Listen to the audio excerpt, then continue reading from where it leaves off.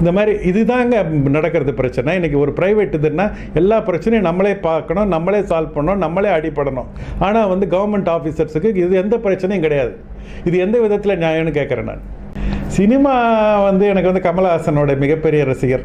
சின்ன வயசுலேருந்தே கமல்ஹாசன்றது ஒரு ஒரு ஒரு ஒரு ஒரு என்ன சொல்கிறது, ஒரு அவருடைய ஆக்டிங், அவருடைய இது மகாநதி படம் அதெல்லாம் நிறையா வந்து வறுமை நிறம் சிகப்பு அப்படின்னு சொல்லி அப்போல்லாம் வந்து அந்த காலத்துலலாம் வந்து கமல் ரசிகராக இருந்தால் ரஜினி பிடிக்கக்கூடாது அப்படின்னு ஒரு காலகட்டம் இருந்தது. ஆனால் ஒரு காலத்துக்கு மேலே நம்ம ஒரு 30, 35, 40 வயசு ஆன அப்புறம் கமல்ஹாசன் படமும் பிடிக்கும், ரஜினிகாந்த் படமும் பிடிக்கும். அந்த மாதிரி வந்து இது வந்துடுச்சு.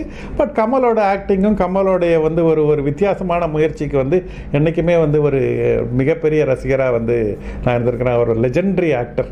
அதில் ஒன்றும் எந்தவித அவருக்கு ஈக்குவல் தமிழ்நாட்டிலே தெரியல, உலகத்திலே தெரியல. மிகப்பெரிய